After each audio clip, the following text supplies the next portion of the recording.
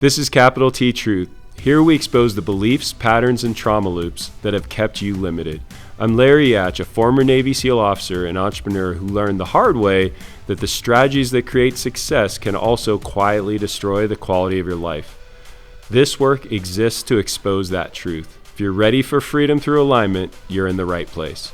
All of my high-performing clients, we're talking professional athletes, very successful executives, entrepreneurs, CEOs, surgeons, the full gamut of high-performing people, 98% of them would not identify of having experienced trauma. So as soon as they hear me say trauma, they shut off. This isn't for me, it's for someone else.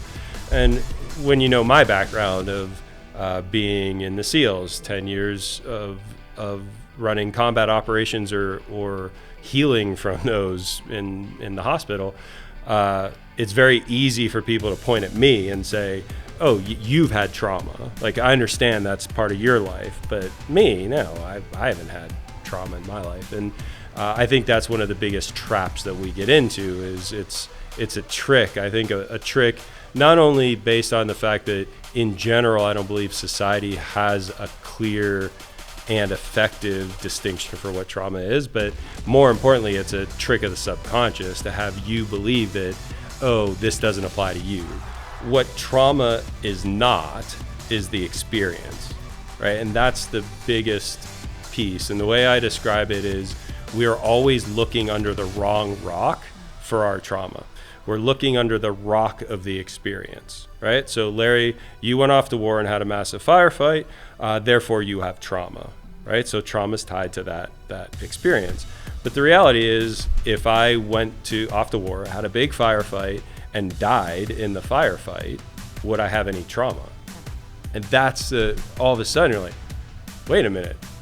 So how could I have the experience of the firefight, but in dying not have trauma, right? That doesn't make sense, because if trauma is tied to the experience, you have the experience, you should have trauma. And that's where, for me, one of the biggest openings I had in my understanding of trauma was that trauma is not tied to the experience, trauma is tied to survival.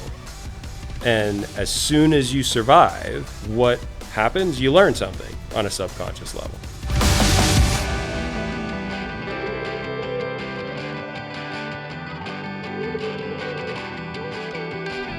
Welcome back to another Capital T Truth podcast with Vicky and I. And this is going to be one of those episodes where we deep dive into a topic. And the topic that we're going to dive into, if you have personally worked with me at any point in time, either in our large group classes or one-on-one, what you'll hear being around that is someone referring to being on the sinking ship. And so we're going to dedicate this entire episode about really diving into what it means to have a sinking ship, the origin story of where it came from, because it really, this work or this realization produced the processes and the structures that I've been leveraging for over 7 years now to help high-performing people both identify and mitigate these survival strategies that they've had in their subconscious in their life. And so this is going to be fun because not only is it a story of how this came up to, but it's a really good analogy to understand how trauma creates strategies of survival in our subconscious that not only provide us with our superpowers, but also provide us with the kryptonite that keeps us stuck in life. Yeah, so definitely tune into listening to on the trauma, definition of the kryptonite, all the things, because you're going to need all of that to kind of follow along a little bit today. But so where do you want to start? It's a big one. Yeah, I know. That's what I always think about.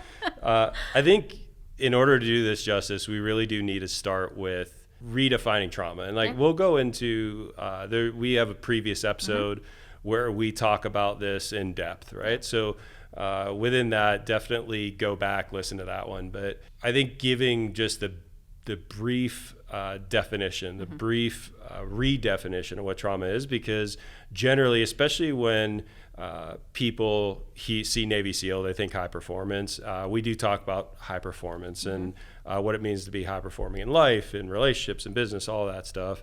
That is stuff we cover. And what I know to be true, because I've been working at that intersection between trauma and high performance for a long time now, all of my high performing clients, and we're talking professional athletes, very successful executives, entrepreneurs, CEOs, surgeons, I mean, the full gamut of high performing people, none of them, none is not 100% accurate. 98% of them would not identify of having experienced trauma. So as soon as they hear me say trauma, they shut off. This isn't for me, it's for someone else.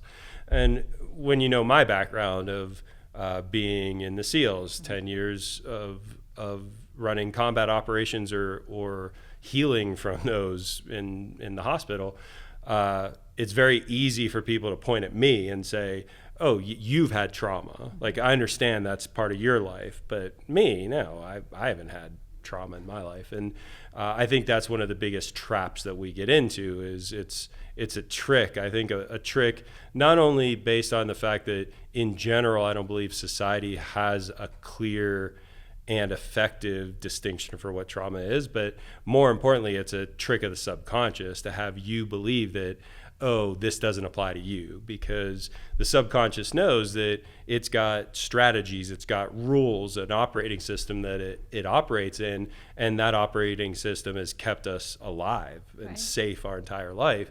And the last thing it wants is change. So for all of you that either saw it in the description or heard us say trauma here in the first 5 minutes and you felt yourself kind of check out, this is for you. Like, this is the time to really listen, because this is where the big change happens. And so I think that's where we start, just to kind of redefine those things. I don't know, for you, we met after you had experienced a major trauma. So it wasn't a big step for us to step into that. But when you think earlier in your life, before that, those big traumas, when you were in that kind of performing at a very high level, if someone would have come on stage, say, I'm going to talk about trauma, what would have been your reaction? I would have probably thought the worst of it. You know, this is somebody that maybe has some serious PTSD, or they got diagnosed with a terrible disease, or they lost a loved one suddenly. I would put it in a box and then probably mentally checked out, because all the self-development I've been doing the last 10 years, this is unlike any of those. It was more, I feel, when they said the word trauma, it really did pay tribute to that specific experience. Yeah. And it was a bad experience. So, but that's how I came to you. I was like, I've had trauma. I need you. First time. I need you. I've had trauma. That's the funny part. What you've helped me realize is, oh no, you've had a lot of those experiences, and they don't have to be so big. Yeah. And so I think, at least for this conversation, instead of going really, really deep into what trauma is, where it comes from, all that, the big point that I want to get across is that what it is and what it isn't, right? So traditionally, when someone says trauma, what pops into almost everyone's head is some sort of experience. And you mentioned some of them, like loss of a loved one, being attacked, big car wreck, getting some sort of horrible disease, going off to war, sexual assault. We always identify trauma as that, right? That thing. And it's easy then for us to hide from our own traumas if we hadn't experienced those things. So a lot of people are like, well, I've been off to war like Larry, so of course I don't have trauma, he does. I haven't been sexually assaulted. My parents were nice to me. Like, I had good parents. I got raised well. And so it's very easy for those people to immediately like, well, see, I don't have that big experience. I don't have trauma.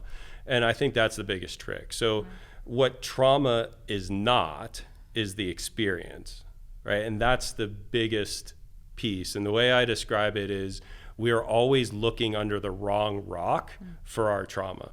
We're looking under the rock of the experience, right? So Larry, you went off to war and had a massive firefight, therefore you have trauma, right? So trauma is tied to that experience. But the reality is, if I went off to war, had a big firefight, and died in the firefight, would I have any trauma? No. And that's all of a sudden you're like, wait a minute. So how could I have the experience of the firefight, but in dying not have trauma? right? That doesn't make sense, because if trauma is tied to the experience, the experience, you should have trauma. And that's where, for me, one of the biggest openings I had in my understanding of trauma was that trauma is not tied to the experience, trauma is tied to survival. And as soon as you survive, what happens? You learn something on a subconscious level. So trauma is the lesson of survival that you pull forward in surviving some traumatic experience. It really isn't the experience, because you could have the traumatic experience, die, not have the trauma. And that's why a lot of times you'll hear me say strategy of survival instead of trauma. And the reason I say that is most people check out when they hear trauma, because they don't want to either have to look at the experiences that were traumatic to them, or they'll pretend that they had no experiences that were traumatic. Right. But when you say strategies of survival, if you're alive, you have a strategy of survival. And therefore, within that same line, I truly believe and know that if you're alive, you have trauma. Right.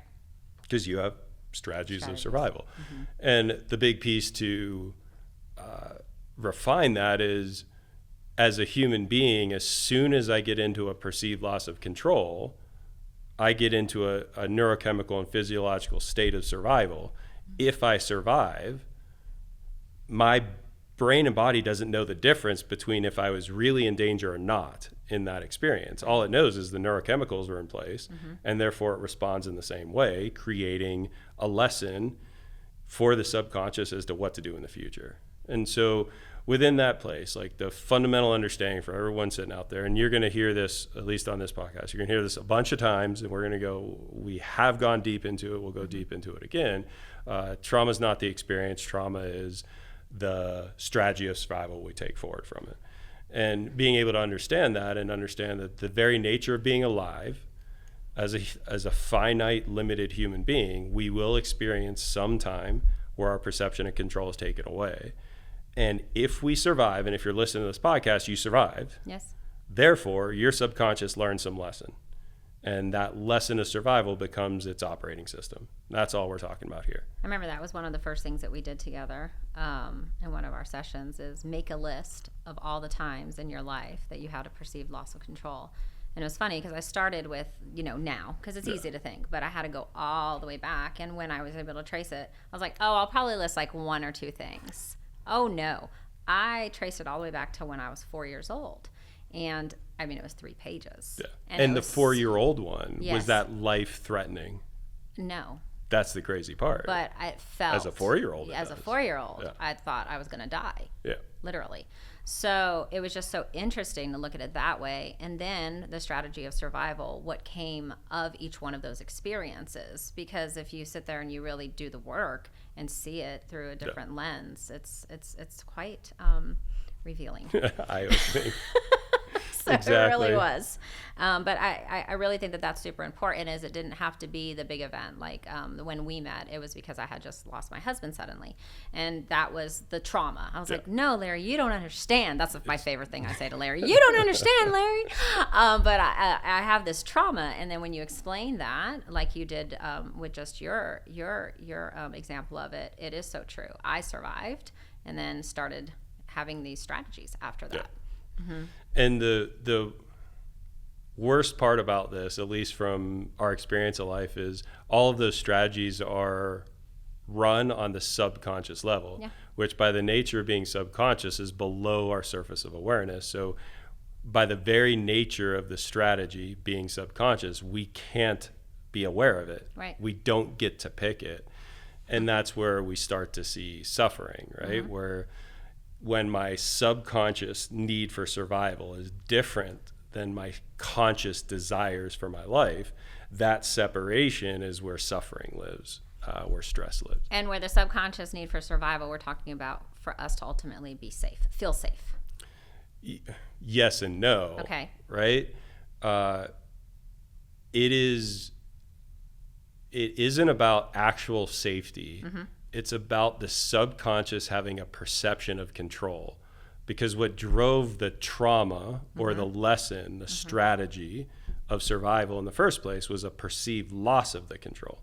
Okay. So all the subconscious wants is to have a perception of control.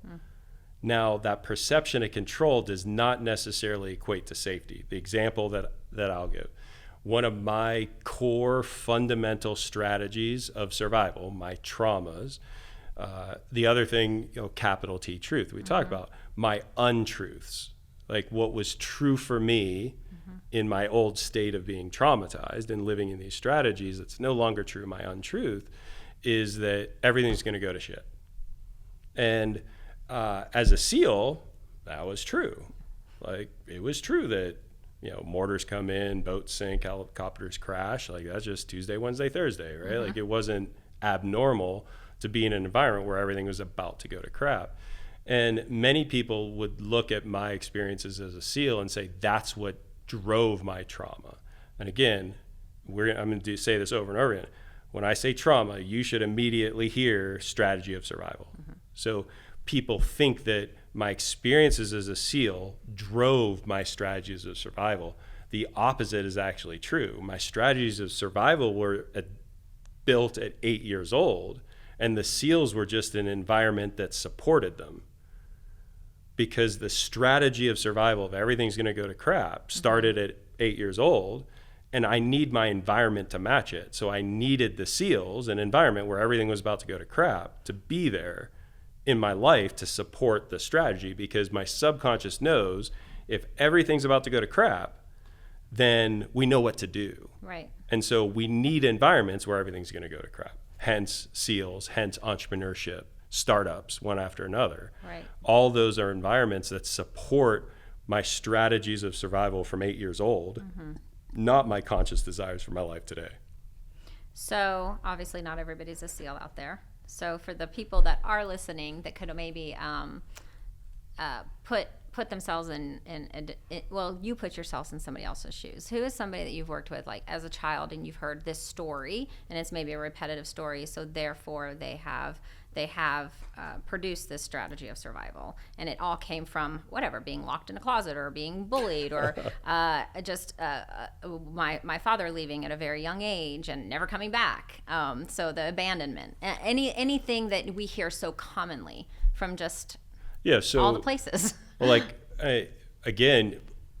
you just did what I was talking about, was saying that my strategies, people can't necessarily identify the strategy because they weren't a SEAL, but my strategy was developed at 8 when I wasn't a SEAL. So I can just share how did I build the same strategy of everything's going to go to shit?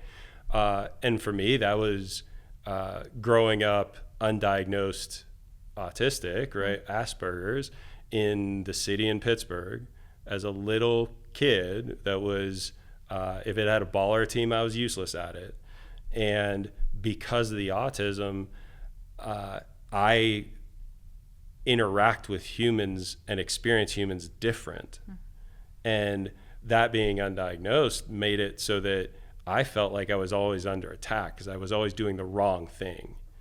Right? I was saying the wrong thing. I was acting in the wrong way. And it seemed like no one really wanted to be around me. But what's interesting is, did people want to be around me? Yes. The autism created a world where I couldn't feel if they did or didn't. So I made up the whole story that people were dangerous. Right? And so the story that I made up was I was bullied, but I don't think I was. If anything, I was probably just an annoying kid, right? Didn't understand how to interact with people. And so, but in that environment, I had to make up some story. So at 8 years old, I made up the story that everything's going to go bad, right? People I care about are going to get hurt. That was me expressing myself in my autistic way that hurt people's feelings, because my facts don't care about your feelings. It's like, whatever I see is true, I'll speak with no concept that that might hurt your feelings. So I would hurt people's feelings, and then it was all my fault because, see, I said the wrong thing again. And so that strategy of everything's going to go to crap, everyone I care about is going to get hurt, it's all my fault, got built at 8 years old.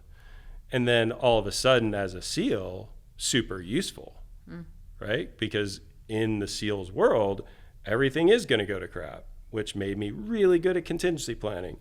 And if one tiny thing goes wrong, you die. Like you don't just miss quarterly reports. Like someone dies if you forget something. So I never forgot anything. And then I chose to be an officer. I chose to be an officer so I could be at fault for everything. So showing up in the SEAL community was a result of my trauma, not the cause of it, which is crazy to think about. And so the firefights just reinforced what I learned getting picked on at the playground. And even that's not true. Like acting like a weirdo on the playground is the truth. The annoying kid. Nobody wants to be around the annoying kid. Exactly. But it didn't mean you were being bullied. No. Right. I wasn't being attacked, but I made that up. Right. Right. That strategy created an environment that was inevitable. I was going to be a SEAL because at some point I chose, well, if I'm tough, then I'll be safe. But think of how silly that is. What environments the SEALs work in, the environments where people try to kill them. Yeah. So the tougher I got, the better SEAL I got, the worse environments I got put into, which just reinforced the lessons I learned at 8 years old. And so these concepts of understanding that what's ruling your life today, we think is our mature, evolved, conscious mind. But in reality, what's ruling our world is my 8-year-old strategies from the playground at Pittsburgh. Self. Right. That's it. Exactly. Right? So our 8-year-olds, our 5-year-olds build our world. Right. And when they don't match is where we feel stress, post-traumatic stress. And within that piece, this all started from the conversation of to keep us safe. Yeah. So my strategy of everything's got to go to crap. If something goes wrong, people I love are going to get hurt. It's all my fault. Those strategies have to stay in my life because if I'm not using those, I don't know what to do. And so I recreated that through the SEALs. Then I got hurt and couldn't be a SEAL anymore. And so what did I choose next? Well, startups, right? Like that's a good idea. I have a general engineering degree, right, from the Naval Academy. I'm not any business stuff, never worked in any business, never had a job. Into the SEALs, let's start a company, right? So it's right into what startup life. Everything's going to go to crap. Everyone's at risk. It's all your fault. Yes. Right? So I chose that. And then getting back to the original point or question, right? Is that make me safer or not? As soon as I get out of SEALs, it was like at that point, it was 6 or 7 surgeries to get put back together again, right? The surgeons said, you're not going to walk without a cane. And what's the first thing I do is join a professional skydiving team. That makes sense. Oh, absolutely not, right? So the choice to join a professional skydiving team, is that bringing safety into my life? The answer is absolutely not. Like being in a professional skydiving team, we're connecting ourselves together with cables at 2,000 feet and landing in a stadium. It's the most dangerous thing you can possibly do in the air. The reason I chose that was not because it allowed me to be safe. It allowed my subconscious to have a perception that it controlled my environment. Why? Because what environment is the skydiving environment? Everything could go to shit in a second. Right. We're literally cabling ourselves to another skydiver. If I make a mistake, he dies. And it gets to be all my fault. And so my subconscious doesn't really care about my safety, cares about perceiving that it has control. How does it get a perception of control? It creates the same environment in which it learned its lessons in the first place. Right. Wow. It's hilarious. I just always laugh because it's so funny. But the reason you did it is because you know how to do that. Like you know how to perform in those environments in which you are unsafe. So therefore, that's why you chose it. That's why my subconscious chose it. Okay. That's the crazy part. Yes. Like, because the conscious mind, really looking at it of starting a family, being a CEO of a company, like taking off from my startup and going to jump out of an airplane for $50 a day, where I had a very high likelihood of dying, is not a good choice on any front. And consciously, if I was allowed to make a conscious choice, there would be 6 reasons I'd say no to that. Yes. But what's driving my choices is not the conscious, it's the subconscious need for a perception of control, regardless if it kept me safe or not. Wow. And so it is that environment, like where we bring this kind of back to where we're starting, is the concept that this mechanism of existing in this world is a human mechanism. Mm-hmm. Like by being human, you have this playing in your life. Mm-hmm. Like there is no one that can sit there and say, I have no subconscious strategies of survival. Okay. I'm sitting here, actually, while you're talking, I'm sitting here thinking of all the times that I've had that perceived loss of control, and then my decisions after that, circling back to my survivor strategy. Recreating them again. Yes, yeah. Over and over and over again, which is that how we wind up That's how we wind up on the ship. On the ship. That's which actually is our ship today. Well, that's funny because when we refer to being on the ship, what does that mean? That means when I'm on my ship, because when I'm using my subconscious strategies of survival, as long as I'm using them in a different environment in which they were created, and that's an important piece, right? If I created this strategy in an abusive household where my father abused me because he was drunk often, as long as I'm in an environment with a drunk abuser in which I have no power, right? Because as a small child in an abusive household, I have no power, right? As long as I'm in that same environment, well, my strategies are good because they worked. But being an adult, even if I find myself in an abusive relationship, I now have power. So my strategies from 5 years old aren't applicable anymore because the environment changed. So as long as the environment changed, these strategies don't work anymore. They're no longer true. They're untrue. And that's what we refer to as being on the ship. Being on the ship is when our subconscious strategies of survival are ruling our decisions in an environment that is not the same in which they were created. Right. And in that, all we do is create suffering, disconnection. And the whole sinking ship analogy actually came from it was the first time I helped someone else identify, work through their trauma. Like I went through a significant process of getting some hope that life could be better. These kind of traumas, the post-traumatic stress could be could be lessened. And then did a lot of work on myself in it. And the downside to the autistic brain is that I'm the annoying kid on the playground. The plus side is I can't help but see fundamental patterns in everything. And so by being around so intently and consciously working through my own healing, and then being around a lot of other people that were doing the same, I couldn't help but see patterns in it. And it was in looking at these patterns, specifically patterns of language, that started to give me tools to support my own healing. And then I had the opportunity to help someone else, and that was the start of it. And who did you help? A guy named Ricardo. Okay. So throughout my journey, I did what most people do, which is bury their traumas, their strategies in the corner under as much as they can. And for me, that was in businesses, right? Starting companies, because it was created the opportunity to not have to pay attention to it and just let it sit there. And then eventually it got bad enough. And what I would say is bad enough because my core strategy, my core tool is to suffer. So that suffering meant that I would have lived in these untruths, this stress, this suffering forever. Like I would have never changed.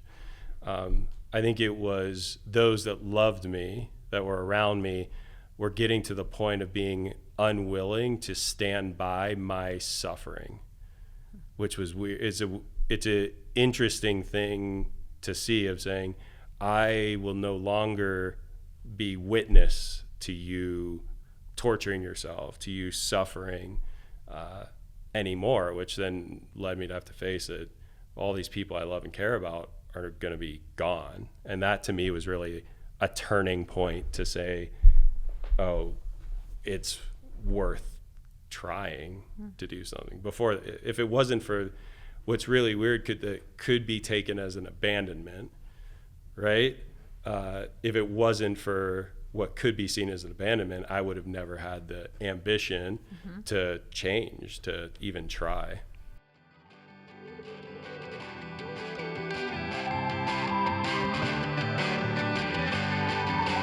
Thanks for listening to Capital T Truth. Subscribe, leave a review, and share this episode. As you know, the work doesn't stop when the episode ends. For more, visit the website at capitalttruth.org to submit a question to be answered live on a future podcast. We also invite listeners onto the podcast to work directly with me, where we dive into your personal strategies of survival and we solve them live. Until next time, live in Capital T Truth.